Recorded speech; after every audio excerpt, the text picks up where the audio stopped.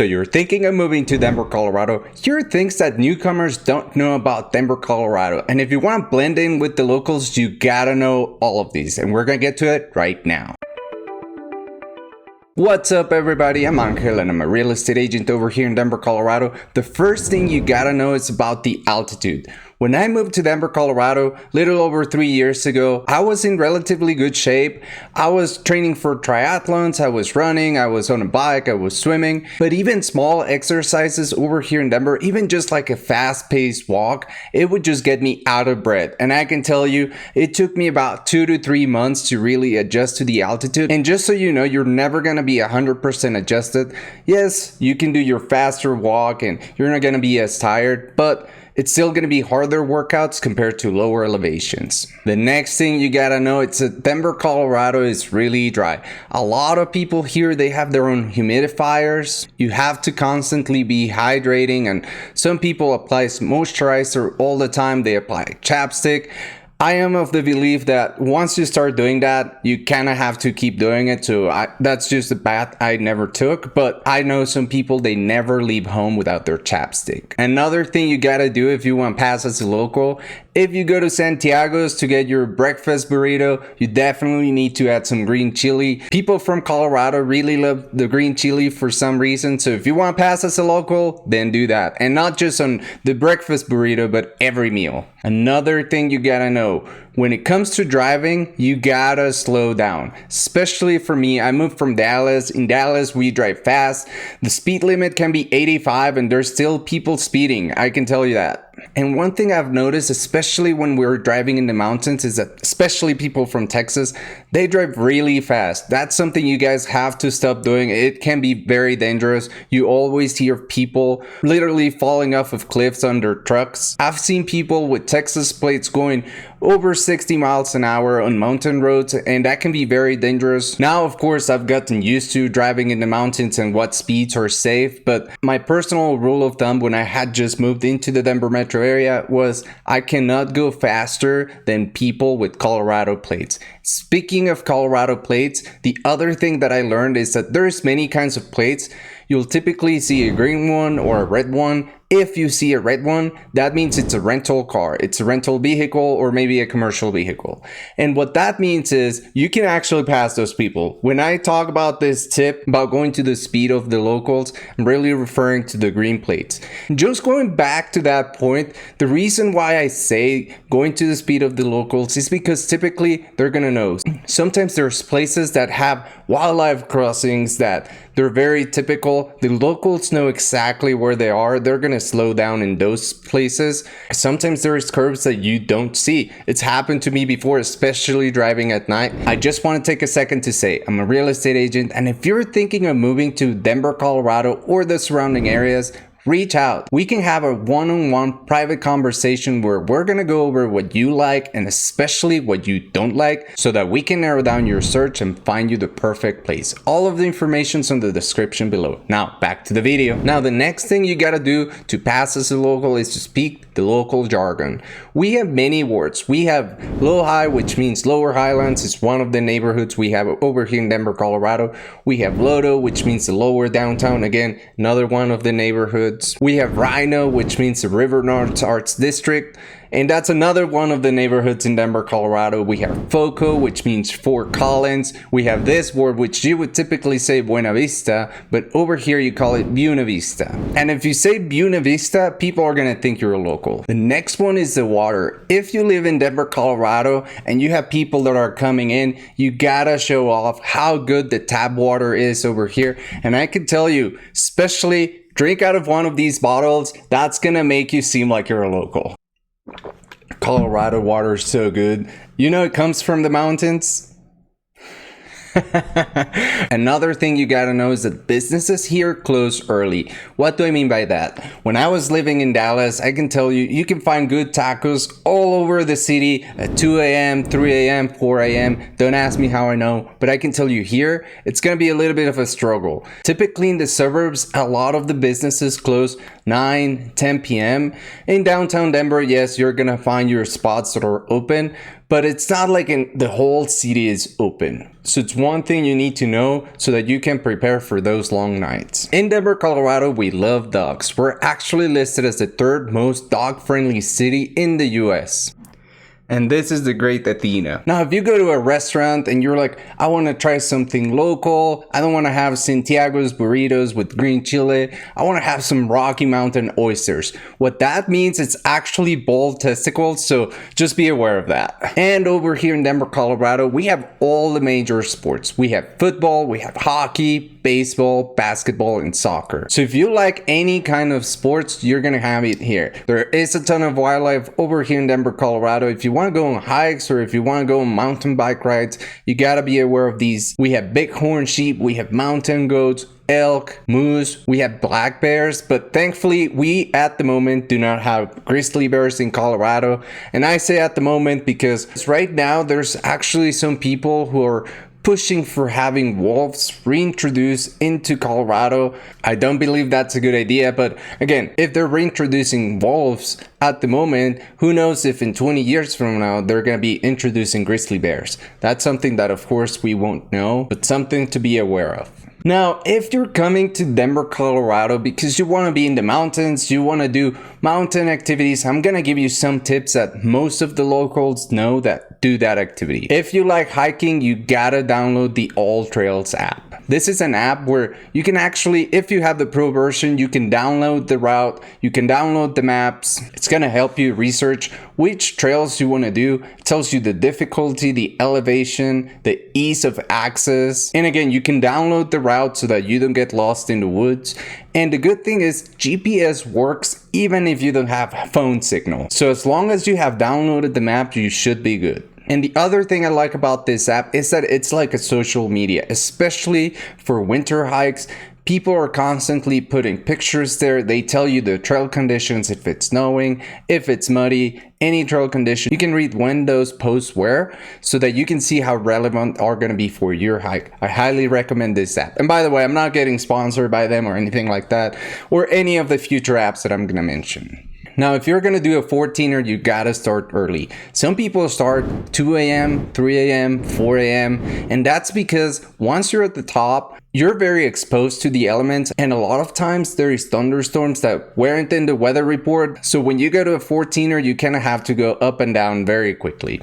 I would say you should target to be at the trailhead by 1 or 3 p.m. Now, if you like mountain biking, I'm gonna tell you, there are a ton of hikers over here in Denver, Colorado. And if you wanna go fast and go on a relatively short drive, only about an hour from downtown Denver, I'm gonna recommend Buffalo Creek. Of course, there's gonna be hikers, but it's not going to be as bad as the other trails in the Denver metro area. If you need an app for researching what trail you want to go into, I'm going to recommend the Trail Forks app. If you want to go climbing, I'm going to recommend the Mountain Project app. This is an app that it's going to tell you the same. It's the difficulty of the route, what grade it is, and also many of the places along the Front Range where you can climb. There's places by Red Rocks, there's places by El Dorado State Park, and also Boulder Canyon. Now, for skiing and snowboarding, if you're gonna rent gear, I recommend you do it over here in town in Denver, Colorado before you head out to the mountains. It's gonna be less expensive that way. And if you get the Epic Pass or the Icon Pass, the best bang for your buck is if you buy it in pre-season.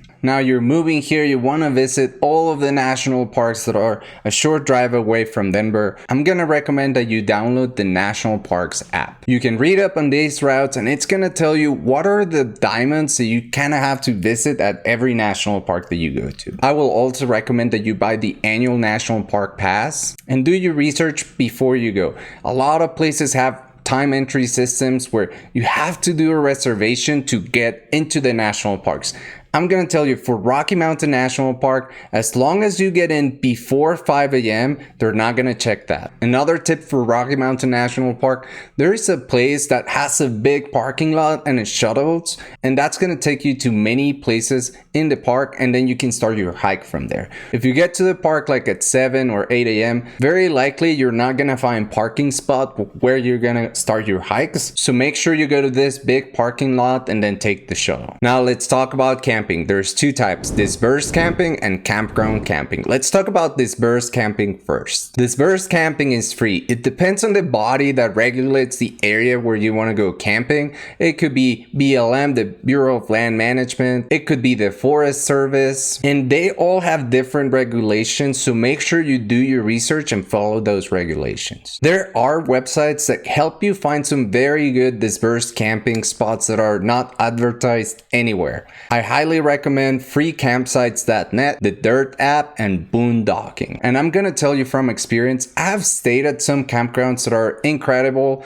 and they're free, even better than some of the paid ones, and I have also stayed at some that are not really that good. It really is a coin toss. I do have my own list of the places that I'm thinking of going back. If you want those, reach out and I'm happy to share that with you. And a pro tip, once you know where you want to go camping based on the apps that I mentioned before, make sure you use Google Maps, the terrain function, so that you can actually see how big that campground is. Because sometimes with these sites, they're typically not marked. It's going to be hard to find if they're smaller, so make sure it's a bigger area so that you can easily find it. Now there is campground camping, and with campground camping, there's typically two types. These are typically run by the Forest Service, and there is paid and unpaid. The paid ones typically have a bathroom, however, there's no water. The unpaid ones, they typically don't have bathrooms. And both campgrounds typically have like a picnic table, a place to put your tent, and a place for you to drive up there. And also for the Forest Service campgrounds, remember what I was saying earlier, get the annual pass.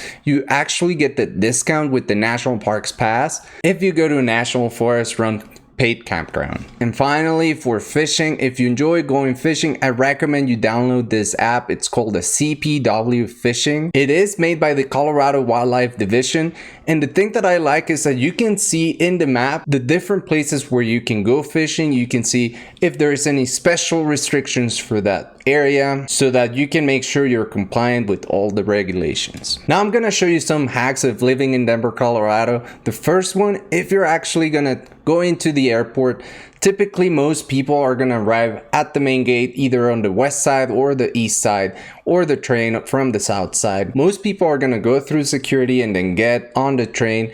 But if your flight is leaving out of the A gates, you can actually walk to the air gates. There's a separate security entrance for that area. You're gonna walk a little bit more, but it's gonna be way less people than the other security checkpoints. Now, you might even wanna do it if you're going to the B and C gates. All you have to do is once you get to the A gates, then you take the train to the B or C gates. Now, one thing no one will tell you, if you're coming over here to Denver, Colorado, you want to be in the mountains, you want to find solitude, you want to find yourself, I'm gonna tell you, it's probably not gonna happen. Over here in Denver, Colorado, there is a ton of people. The mountains are always packed, especially on good days. Colorado is the fittest state, and people just love going out to the mountains. If that's what you're looking for, you're gonna have to go deeper into the mountains. I'm gonna tell you, one time I was able to be 26 hours on my own while camping in Rocky Mountain National Park, but I had to camp on snow. I actually got snowed on that night. It was not pretty,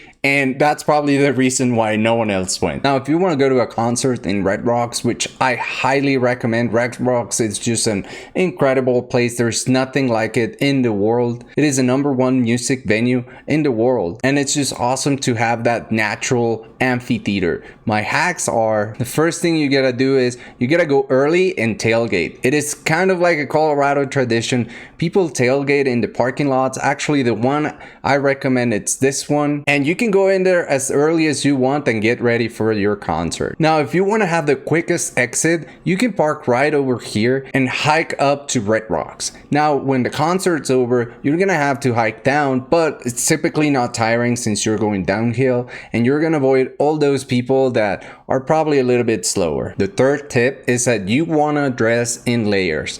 In Colorado, we have varying temperature, and sometimes we can have wild swings in temperature. You want to be dressing in layers so that you can enjoy the concert. And with that, I'm going to tell you the next tip is that you can actually bring your food into Red Rocks.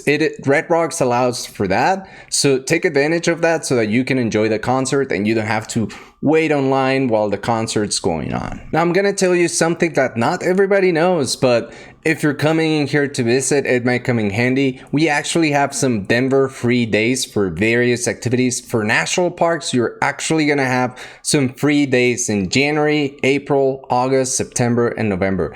They typically change, so make sure you check that with the official website. With the Denver Art Museum, it's open and free to the public the second Tuesday of the month. With the Denver Botanic Gardens, they changed year to year, but from last year, we actually have 8 free days throughout the year, so little less than 1 month. So if you're thinking of coming, check it out because it might line up with the dates that you're coming, so you might as well go. With the Denver Zoo has about 7 free days a year, and it's with the lottery system, so this one you really have to plan it out, and it changes throughout the year. The Denver Museum of Science has about 11 free days, so almost once a month. Again, this one you can walk in, so just check the dates and see if you can go. Now, for some taxpayer sponsored tours, we actually have 3 tours that I highly recommend. The first one is gonna be the Colorado State Capitol. These are taxpayer sponsored, and basically they're gonna give you a little bit of the history of Colorado.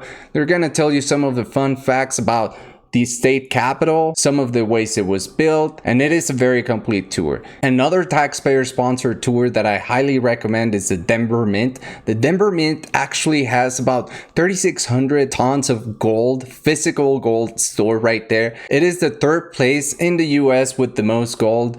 It is right behind Fort Knox and another place in New York. They tell you how the coins are created and the history of money. It's really cool, so check it out if you have a chance. This one you do need a reservation, but you gotta do the reservation like before 8 or 9 a.m. in the morning, and then the tour is like at 2 or 3 p.m. And finally, the last taxpayer sponsored tour, you gotta check out the Federal Reserve on 16th Street Mall. They actually have this place of $1 million of shredded money that just kind of came out wrong, so it's just a cool thing to look at.